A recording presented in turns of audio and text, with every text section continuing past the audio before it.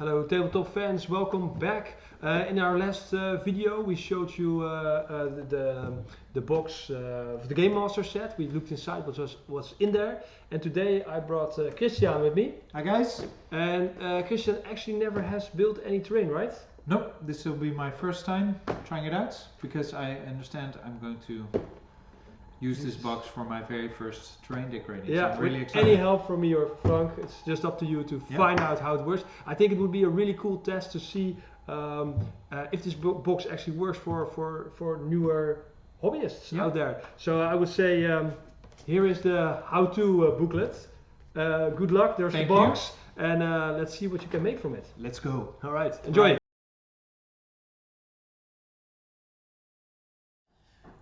Okay guys, welcome. The first thing we're going to do is do some textures. I've got my handy booklet here with me, taking me step by step. The first thing it says we need to do is take our foam. Our foam has some patterns in it already from the fabrication process. So we're going to sand it down with some sandpaper, make it a little bit more random, the texture that's already on there, so that when we're finished you can't see it's actually a foam board. And the book advises to use random patterns, so no circling all the time, just do some random stuff just to get the pattern that's already in here from the fabrication process out of there. So that's what I'm going to do now.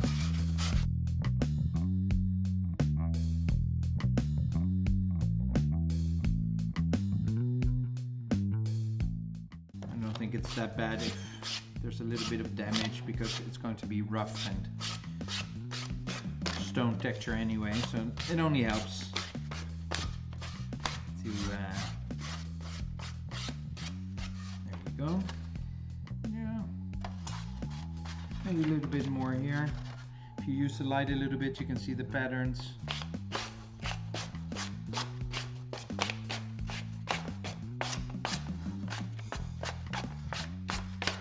There we go. I think this already helps a lot, just to get a little bit of different patterns on there, randomness. There we go. Alright, that's the first step. Easy enough. Second step is we're going to grid our terrain piece. It's optional, you don't have to grid. Lots of games that don't use a grid. It is quite handy. I do use grids in my games. So yeah, what we're now going to do is just measure out grids. I'm going to use 1-inch grids. Okay, so here we go. 1 inch, 1 inch. Doesn't really matter if you use a pen or a pencil.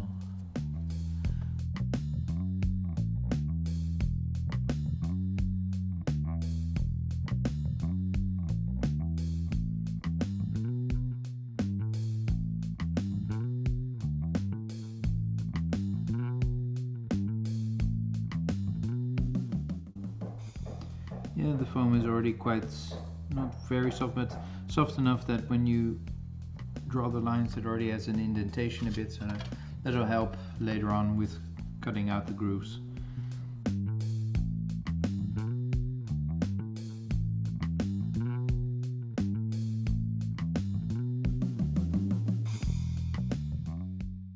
And our grid pattern is done.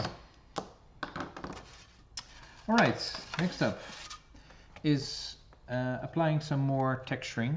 Usually you use some natural material, rocks, or maybe some pieces of wood, but I'm using this wrapped up foil aluminum.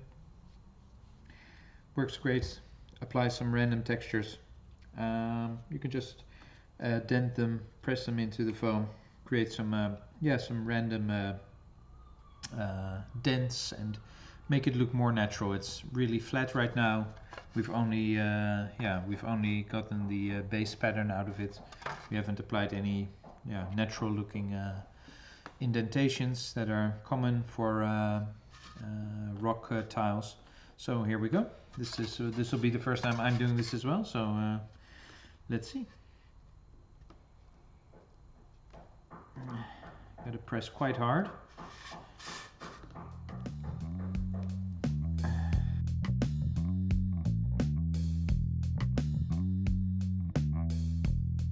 And the last one.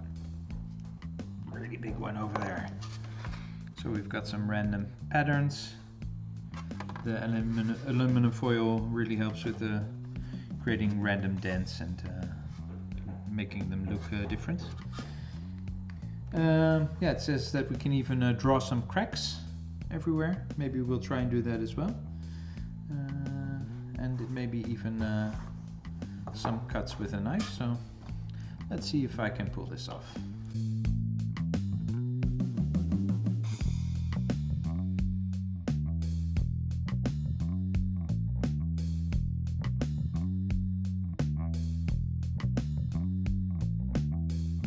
Really getting the Bob Ross vibes. Yeah, let's just leave it at that. Some cracks and more deep damage. And they even do some cuts. And I'm going to just copy them and do the same. Just give a few slices here and there. Maybe there's a huge beast that's been here in the past that slashed its claws into the stone floor.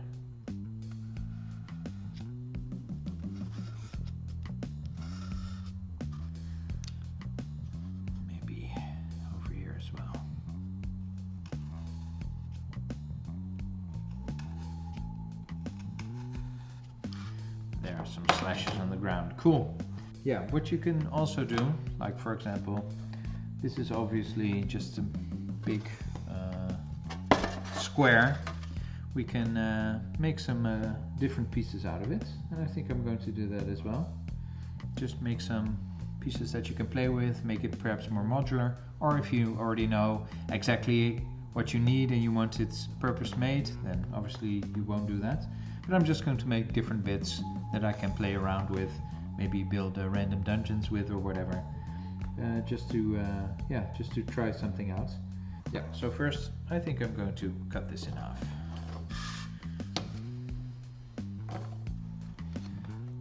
Let's see, extend the knife a bit so you have a little bit more depth. There we go. Nicely cut in half. And I'm going to use this piece. Right, and what we are going to do, we're going to make some subterranean tiles. So that means instead of a building that usually has straight walls, it will be a more natural environment, be it a piece of forest terrain that's opened up, or in this case a cave. And for that we're going to use the wire cutter that we have over here. And this will be the first time I'm going to use a wire cutter, and it'll give me some more rounded and random edges. So let's see what we can make of this. I'm guessing I have to push. This is what I'm guessing, that you have to push and press this button on the side. Yep. Alright, so it'll make contact with the wire. The wire will get hot, it's already smoking right now. And then I'm just going to push it. Oh yeah, that goes really easy. And as you can see, because the wire is so hot and the foam is so soft, it already goes in a random fashion. It's a lot of fun playing around with this for the first time and trying some different things. It's really much easier than you think.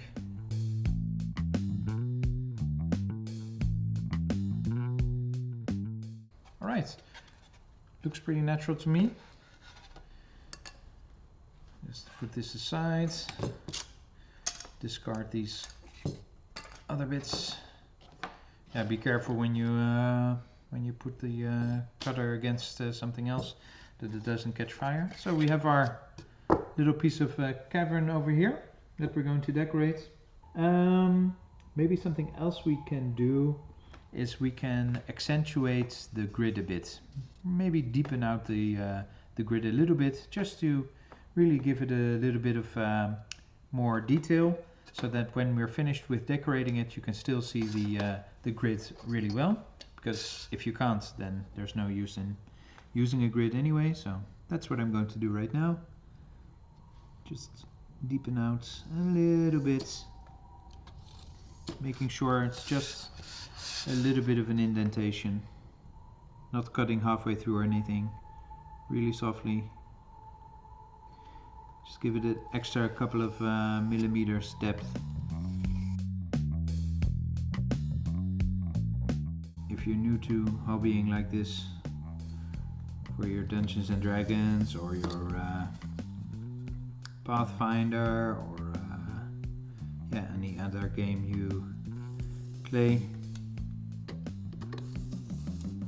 this is a really great way of starting.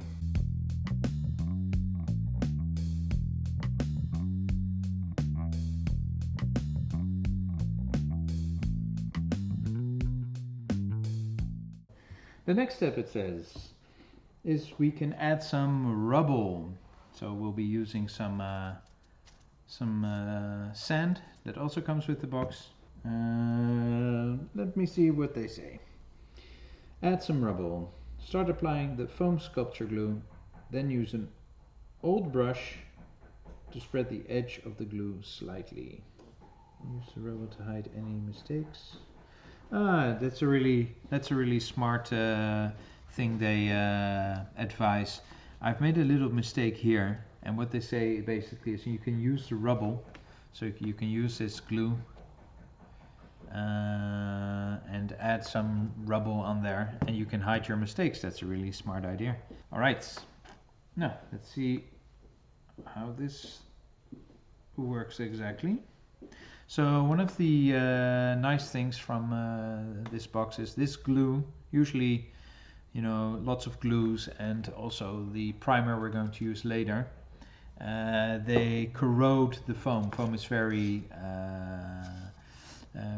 sensitive to all kinds of chemicals and solutants, so solvents I mean. So these products don't corrode the foam. They are especially made for these kinds of things. So I think the first thing I'm going to do is I'm going to correct my mistake over here. I'm going to have a look if this works. Yeah, it's already coming out. So the first thing I'm going to do is I'm going to correct my mistake over here. And we don't want a too thick a layer, so I'm going to spread it out a bit.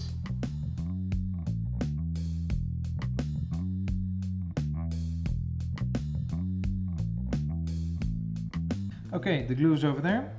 Let's grab some sand. I've only done basings for miniatures. I've never done terrain like this before. I'm going to use my hands, I think, because it's quite big. It's not that big of an area, and I'm just going to, I think, just sprinkle it over.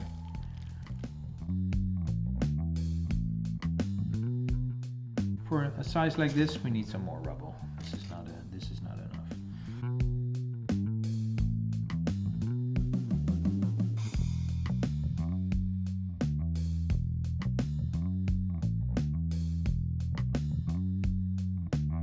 Cleaning my brush some more and letting this glue dry.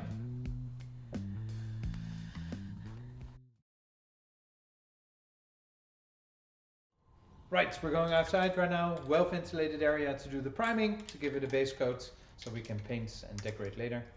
First off, also very important, shake for at least a minute, preferably longer. Give it a good shake of the primer, special primer that comes with the box. And that doesn't, like I said before, doesn't corrode your foam. So here we go.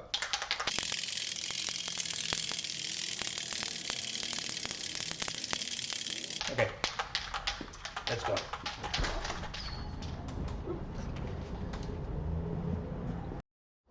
Alright, time for the priming.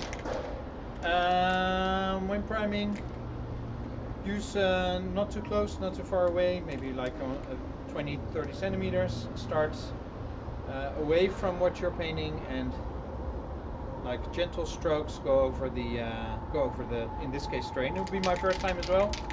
So let's see what happens.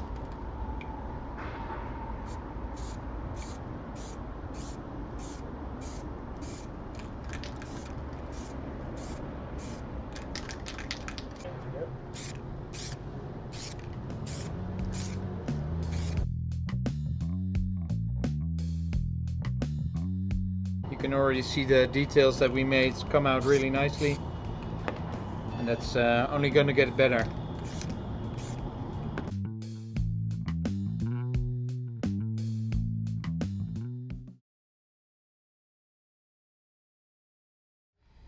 Okay guys, welcome back.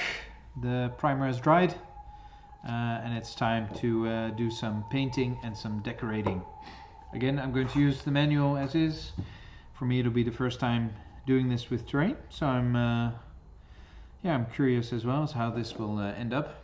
We're starting off with some cavern base. This is going to be a cavern piece, so the main piece will be in cavern colors, a base cavern paint that comes along. You also have a painting scheme that you can do like a dungeon. Then the painting scheme is turned around, but they have a really nice video for that. But for this piece we're going to do the terrain. So again, just like with the primer, you have to shake the paint well first. I've already been doing this for a while before the video started, so and let's see how this comes out. I think we still need to, no we don't. Just apply some paint over here. There we go. Start with little bits, see how this goes. Yeah, they advise a large brush, so that's what I'm going to use, the large brush one. Just get some paint in there. Not too much, but also not just average. So that's a little bit. Let's see how this goes.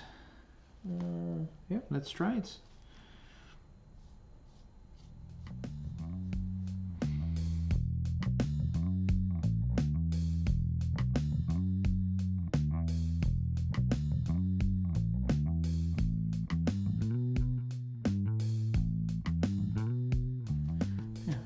Time to let this dry.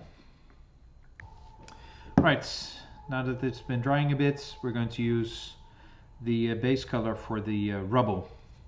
So I'll give that a good shake. This rubble, a nice dark gray rock color. It won't look really gray when it comes out, so I think this is enough. There we go.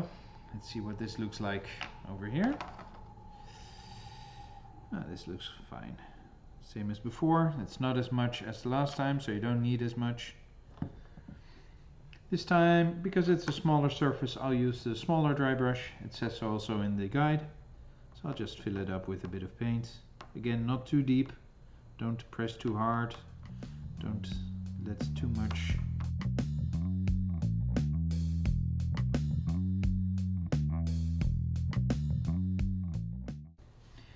Alright, and after everything is dried, it's time to start applying some wash. What the wash will do, especially in the deeper grooves, it will get into the recesses, into the grooves, make it a bit darker so you have already a lot of contrast effects there. So that's what I'm going to use. Obviously the box also comes with a wash to apply that, so let's do that.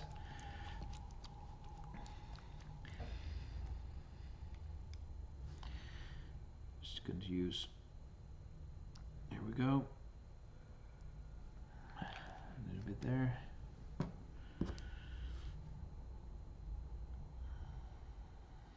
Again, don't fill the brush completely, just halfway, something like that. Otherwise you're going to have trouble getting it clean later. And you don't need that much anyway to start off with. Okay, let's start with the rubble first, that's the easiest. Not too much, otherwise it really gets to, and let's see how this works.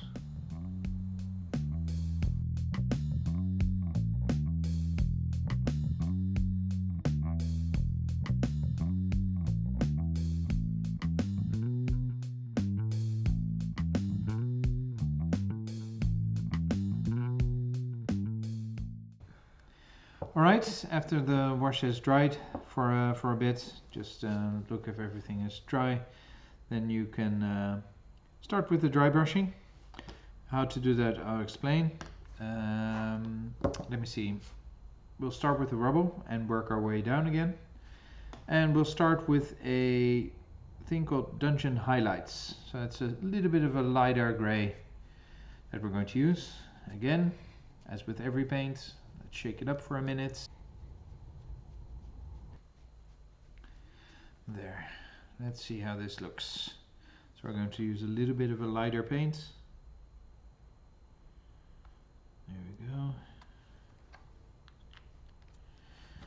Just going to put a little bit on my brush and then keep going like this and maybe use your hand until you barely see any paint coming off, like right now, and then start applying.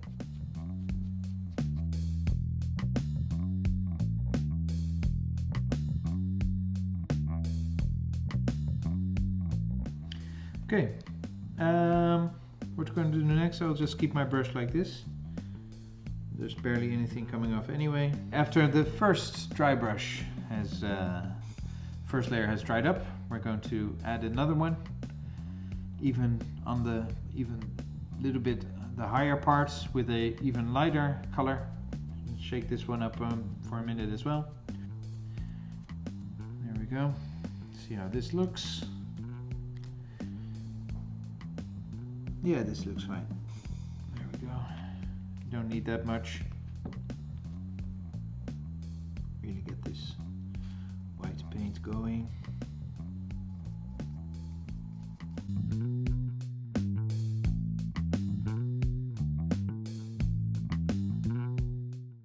And as this is drying, we'll switch over to dry brushing the cavern base. So for that, we'll need a cavern highlight, as it's called. This color, and we're going to do most of the cavern, the base, with a dry brush, same as we did with the rocks. Just give this a good clean. This is nice and clean. Give this a good shake. We can do this as the rocks are drying. I think that's enough. Let's see how this looks. A little bit more, because the cavern has a little bit of more surface in the tray. Yeah, but it's already almost dry. This is why having a piece of paper around is really handy. I don't feel, as soon as you don't feel any water or wetness coming off, then it's dry enough. So again, we'll take a bit of paint and just keep doing this until almost nothing comes off of it.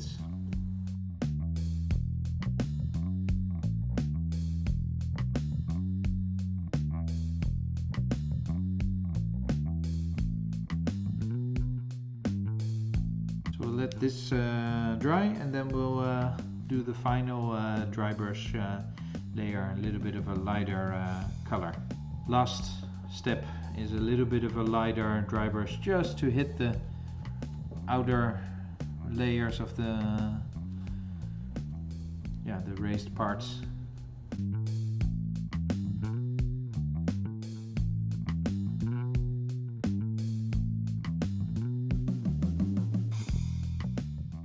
You know what? I'll keep it this way. I think it's fine. The highlights around the dark edges really make it pop out. Yeah, I like it. Alright, this leaves us with our last step. We're going to put a couple of dried grass brushes, the last tiny bit of vegetation, just to give it a little bit of variation. Maybe put it on the darker spots here. For that, these do stick by themselves. Just a little bit I'm just going to help it out with a tiny bit of foam glue, sculpting glue. So yeah, that's what we're going to do. Let me see how I open this. It already sticks a bit. Just the tiniest bit of glue. I'm going to put it right over here. There we go. Put it over here. I'm going to put it over here. There we go. All right. And we're done. So this was my first time doing a piece of terrain. Maybe not perfect, but you know, everything the book says it works. Have some nice highlights, some nice indentations. Yeah, it's really looks really nice, easy to do. Yeah, I'm really happy with the results. All right, Chris. So you finished your first dungeon tile piece with the Gamemaster set. First terrain piece you ever made. First one I've ever made. Yeah, you've painted some miniatures before, so you already knew some of the painting techniques. Exactly. Quite different than painting a miniature, I think. It is. Some things are the same, but a lot of things I've already learned. So yeah, it was a really interesting experience. Yeah. It was also a breeze to do. Yeah, just followed the instructions, and I'm really pleased with the result for a first time terrain piece. Great, yeah. And how difficult was this for you to make? Yeah, again, it wasn't really that difficult. The guide in here was great. It explained it step for step. Yeah, I was curious if certain techniques you needed more practice, but if I'm honest, you know, the cutting, the painting, the basing, lots of things I did for the first time for terrain, and I'm pleased with the results. So yeah, all with all, I would say it's quite easy to do. And a lot of fun to do as well. Yeah, it looks very good. Yes. Are you planning to make any more of these pieces? Maybe like a giant dungeon or something? Well, I play a lot of D&D, and I think I'm going to use this technique for my adventure from now on. Yeah. I used to do a lot of cutting and cardboard and gluing, but I think foam board and the dry brush techniques are really nice. So I think I'm sold. Okay. Yeah. Cool. Alright, so thank you all for watching. If you're interested in the Gamemaster set and you want to get one yourself, go check out our web shop, www.tabletopkingdomshop.nl, where you can find this amazing set and many other cool stuff. And if you like this video, just give us a like. If you have some questions, put it down below. We will try to answer you as soon as possible. And see you guys soon. See you soon. Alright, thanks. Bye. Bye bye.